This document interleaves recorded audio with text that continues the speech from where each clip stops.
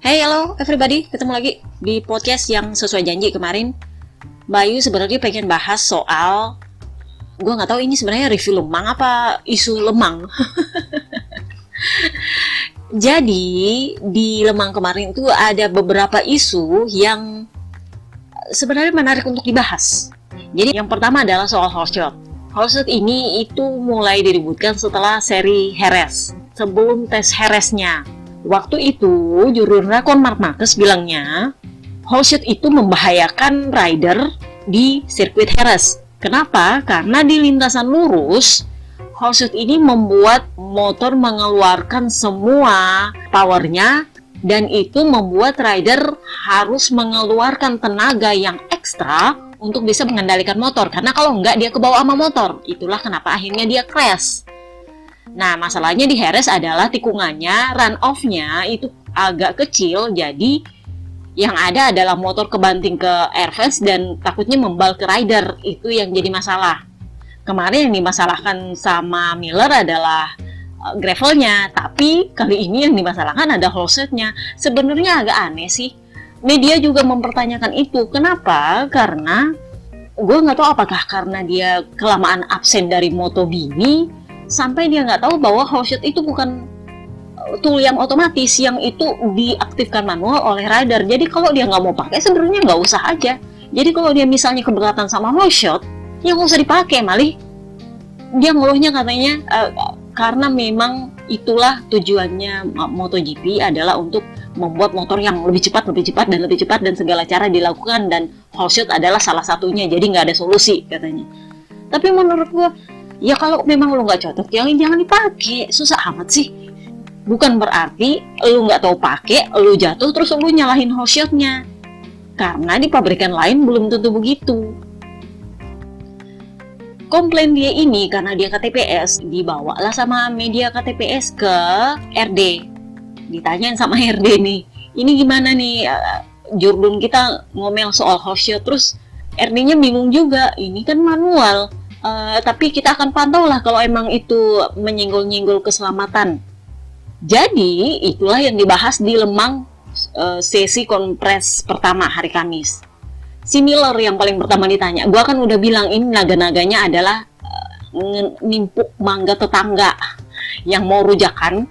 Jadi itu ceritanya mangganya udah bagus banget nih, enak dipakai rujakan. Sisa yang mau makan itu bumbunya gimana aja gitu. Nah, masalahnya adalah si Miller bilang, Miller seperti biasa mah agak-agak sarkas sih, Pak. Sebenarnya yang lebih menarik adalah siapa yang komplain soal ini Horshot. Maksudnya dia nyindir, apa karena Marquez yang komplain terus mau diributin gitu loh.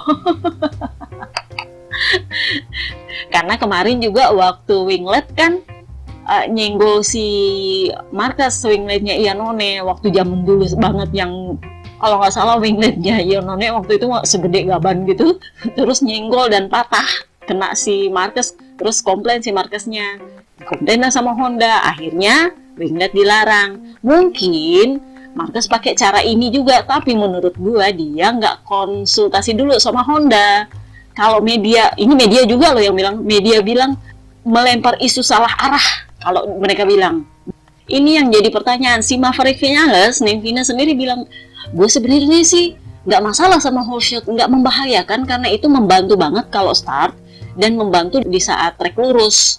Jadi itu dioperasikan manual. Jadi kalau memang nggak mau ya nggak apa-apa. Kalau mau pakai silahkan. Jadi menurut saya dia mah sih nggak ada masalah. Saya nggak tahu kalau pabrikan lain. Gitu katanya si Neng Vina. Si Ciabatti sendiri karena Horshot ini adalah inovasi awalnya Ducati. Dia bilangnya gini, saya juga aneh, itu apa yang masalah? Kalau memang nggak bisa pakai atau memang dianggap membahayakan, ya jangan dipakai, atau diganti setelannya, diapain kayak supaya nggak membahayakan. Kan itu terserah pabrikan, bener nggak sih? Ya bener juga gitu loh. Honda sejauh ini nggak merespon. Itulah kenapa gue bilang sepertinya ini dia mau nimpuk mangganya tetangga, tapi nggak nanya dulu sama yang punya rumahnya dia. Pak, boleh nggak saya nimpuk mangga tetangga? Dia nggak nanya, dia asal nimpuk aja udah salah kena. Terus itu baru akan dilarang kalau pertama makan biaya, artinya kalau terus itu otomatis masuk di sistem, itu artinya makan biaya karena pengembangan motor menjadi lebih mahal, terutama di masa engine freeze dan development freeze saat ini karena COVID. Yang kedua, tools itu bisa dilarang kalau membahayakan keselamatan. Nah, gue nggak tahu apakah karena dia tahu itu nggak otomatis, terus dia bahas jadi keselamatan, atau memang dia punya sendiri yang otomatis, yang lain nggak otomatis. Gue nggak ngerti. Memang ada endusan-endusan lain, gue nggak tahu apakah itu, gue rasa sih bukan masuk di sistem, mungkin dia pasang sensor tapi bukan di sistemnya, bahwa kalau misalnya dia trek lurus itu secara otomatis dia hotshotnya masang dan nanti baru berhenti otomatis kalau ridernya di brake. Kemungkinan ya, gue nggak tahu, kemungkinan jadi ridernya nggak perlu manual operasikan ini barang, kemungkinan, sampai Mark Marquez mengatakan bahwa itu mengancam keselamatan rider. Karena kalau di pabrikan lain kan ada tombol-tombolnya. Setahu gue sih di Honda juga ada tombolnya sih, tapi gue nggak tahu kenapa Mark Marquez sampai bilang itu membahayakan keselamatan. Membahayakannya di mana? Kalau bisa dioperasikan secara manual berarti nggak usah dipakai, kan bisa. Aneh aja sih. Dan itu yang menjadi pembahasan kemarin. Mungkin tujuannya adalah agar inovasi Ducati ini seperti winglet kemarin nasibnya diterabas. Setelah kalian masih ingat kasus talang air yang mereka sampai keroyokan buat minta banding di RD. Ternyata Ducatinya menang. Ini mungkin dia coba lempar isu itu dan ternyata pabrikan lain aman-aman aja, dan jadi dia nggak ada pendukung. Honda pun nggak dukung dia, nggak ngomong apa-apa. Justru di Honda yang dibahas adalah ban depan baru. Seperti kalian tahu, kalau tahun lalu yang baru adalah ban belakang, tahun ini Michelin berfokus untuk tetap bikin pusing rider dengan ban depan baru. Sebenarnya tujuannya adalah agar yang comeback ini bisa makin moncer dan langsung cepat mengejar, biar cepat Jordan gitu loh. Tapi apa daya, malah jatuh-jatuh. Jadi menurutnya Honda, ini yang masalah adalah ban depan, bukan masalah di wholeshot atau yang lain-lain. Yang paling duluan komplain kemarin itu adalah KTM. Kan Bayu udah pernah bahas tuh soal balance di seri Qatar kalau nggak salah ya kemarin, bahwa yang balance-nya di depan itu adalah KTM dan Honda. KTM balance-nya di depan karena pengembangnya adalah Dani Pedrosa yang asalnya dari Honda, jadi emang 11-12 lah itu motor.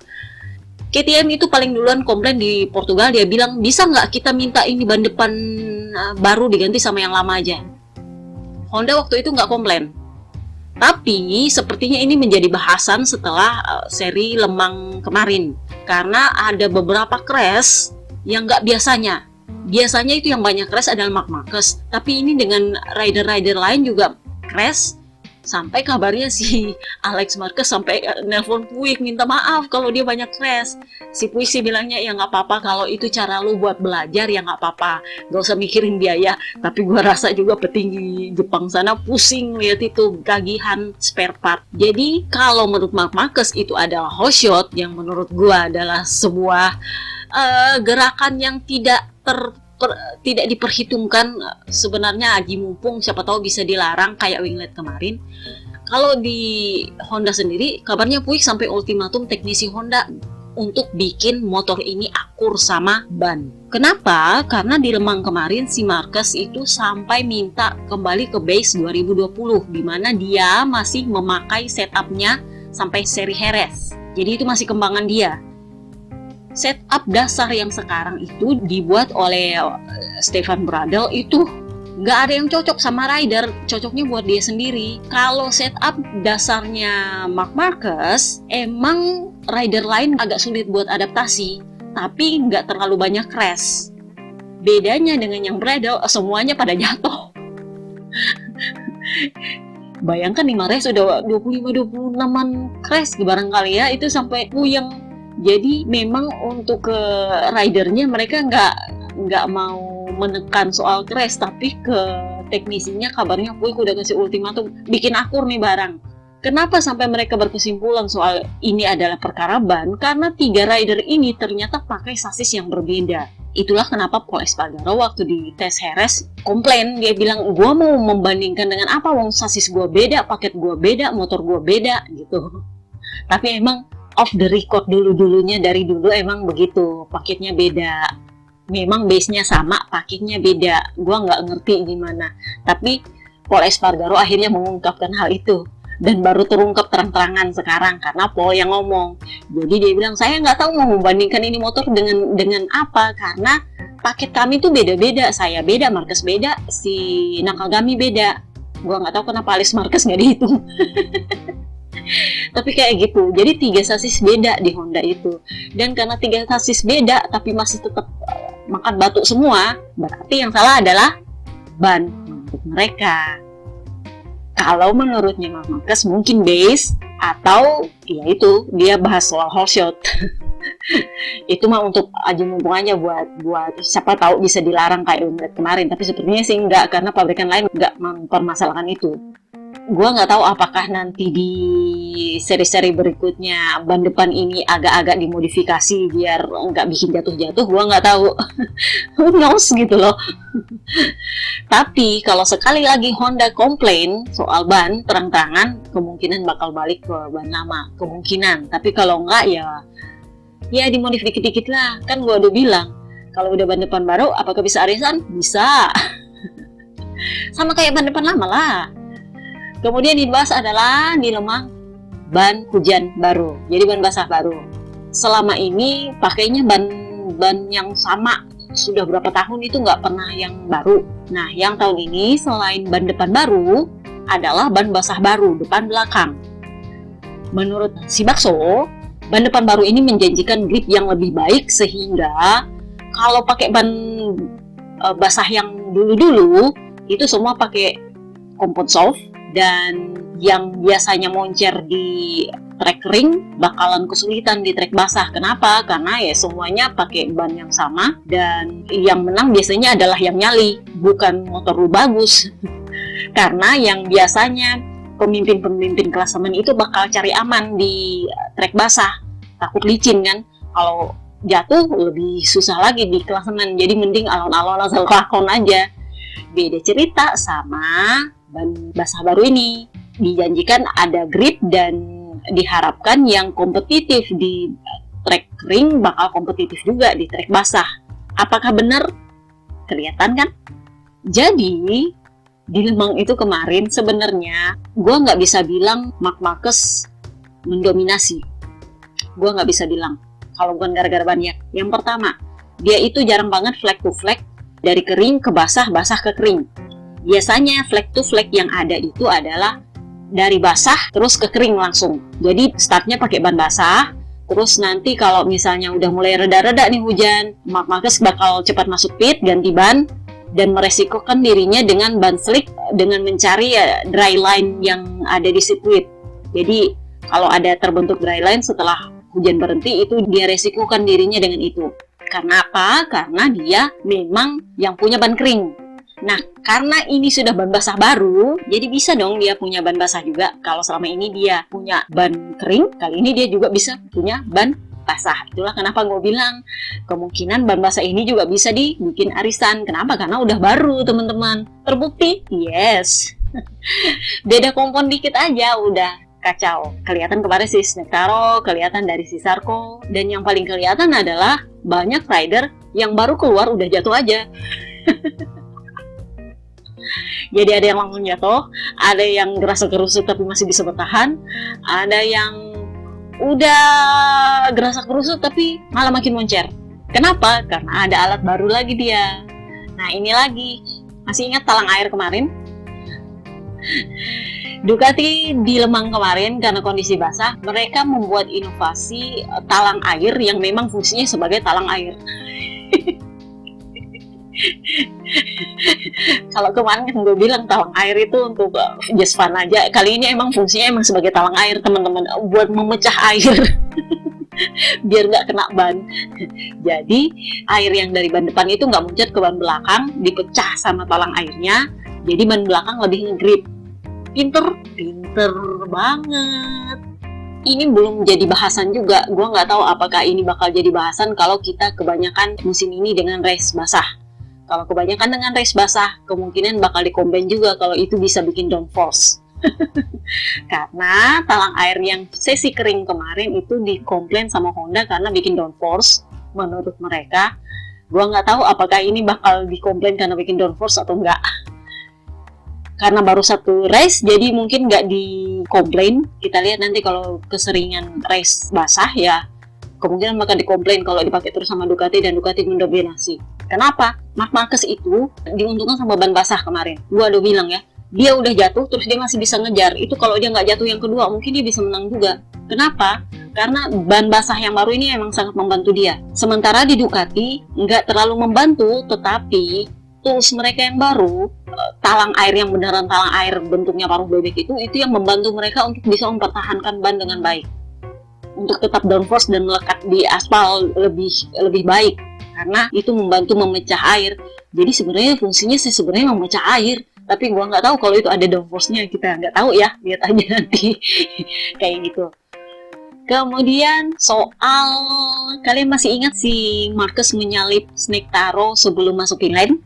Itu kemarin banyak yang bahas kenapa dia nggak diinvestigasi.